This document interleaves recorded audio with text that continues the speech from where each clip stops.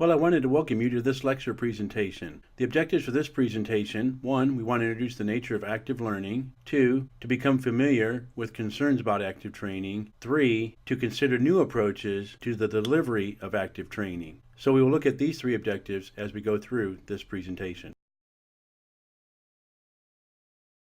Objective 1, here we will start off with the nature of active learning and a quote here from Confucius.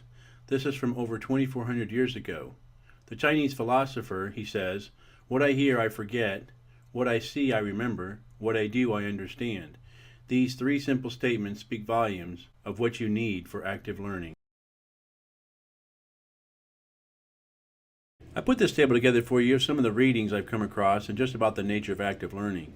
You can see the instructional model and then their percentage of retention rate by listeners. I see that lecture, although it is the most efficient for delivery by listeners, I see that for retention rate it is the lowest of 5%. Reading at about 10% retention rate, audio visuals at 20%, demonstration with 30%, discussion at about 50% retention rate, practice by doing at 75%, and teaching others at 90%. So it's a pretty dramatic differences right there.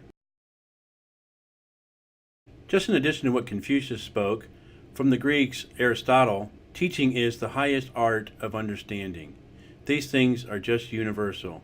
They are transcultural, transtemporal, meaning time. These things are true throughout time as well. Those people, those who are teachers, and those of you who are listening can probably speak from experience. When you have taught something, you really have internalized the material and really need to know to teach it. I just think that this is a great quote from Aristotle included here.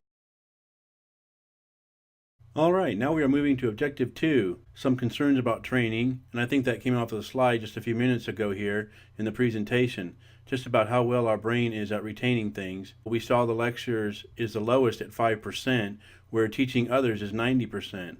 According to Jensen, who has done a lot of studies on the brain and learning, comprehension, and retention, he states that the brain is not very good at absorbing countless bits of semantic or what we call factual information.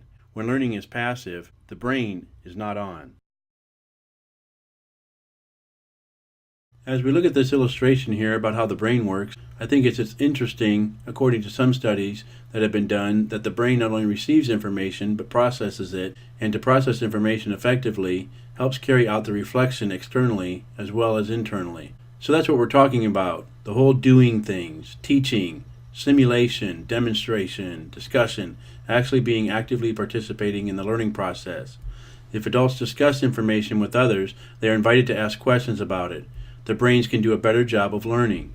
One of the studies done by Rule, Hughes, and Slosh asked students to discuss with a partner at frequent intervals during the class what the instructors had presented compared to participants in a controlled class in which there was no pauses for discussions. These participants received up to 2 letter grades higher. So, do you see the impact being actively engaged in the learning? What functions do the left and right sides of the brain control? This is not primarily gender specific either, but as you can see here, if you can do something with the information, we can obtain feedback about how well we understand, and learning is enhanced. When people are asked to do the following: state the information in your own words, give examples of it, recognize it in various disguises and circumstances, see connections between it and others, and other facts or ideas, making use of it in various ways so applicants foresee some of the consequences and can even state its opposite or converse in different situations. The next objective we will look at as we move on into the third one is the delivery of active training and the value of e-learning. Inactive training is enhanced when it is designed for maximum interactivity. And I think most of you have experienced a lot of interactivity in these courses with other colleagues, classmates on projects, and discussion activities, voice threads, and other activities that you're able to participate on, and is really is helpful in delivery of active training and how we present it in an e-learning format that interactivity is enhanced. One of the things that can make e-learning active training in that delivery mode especially effective is that the learning experience, the learners have the decision making about how to learn the material. I'm sure many of you have taken online courses, have had that experience, how you do with your e-text reading versus how you look at other materials like the lecture, a video lecture, or supplemental materials, interacting with your classmates, doing your bibliography, glossary entries, internet browsing for information, as well as how you access a library database, work on your research papers, and how you are retrieving and gaining information. You kind of become more of the self-directed learner, so I think that is a very key component for online learning. Now, obviously, there are folks that struggle in that area, and the adjustment to e-learning is a bit difficult for them. But there are others that do gravitate to this style and mode, and so it's a very positive impact for them. Another good delivery mode for active training is the use of self-directed teams. In this approach, we use small groups, and many of you have done that already in some of your courses. For example, in some courses you have the opportunity to do that, but you will meet with small groups. You can either meet, most of you are probably not meeting face-to-face unless it's doing a video virtual meeting like Adobe Connect or Google Hangout or another sort of internet software program where you can conference with one another. In that time, you are in your own convenience getting together when time schedules work for the group to get together. And these times you're guided by materials and it doesn't require a live trainer, outside facilitator. You're pretty much directing that learning for yourselves. Some of the benefits are on this list here. This promotes a high level of active learning, develops a sense of ownership of your learning and training, and provides built-in social support for learning as you have other members of your group you're participating with. Also allows for different perspectives. You are hearing from people from different generations, different cultures, different age groups, different sex, male or female, different areas of the country. It's also based on a common language of understanding.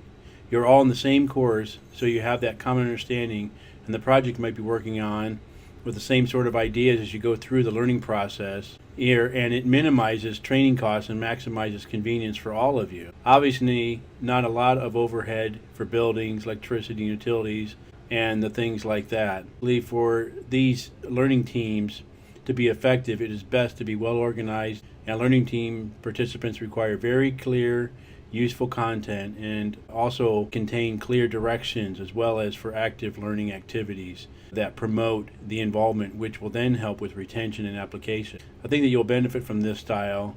I think that a lot of you have already indicated that as well and have appreciated it. Be prepared, because this is the wave of the future as technology continues to expand and emerge with new and better forms of interacting with one another through virtual environments and applications. It's going to continue to progress in this way, so having these skill sets and ability to do this is very critical.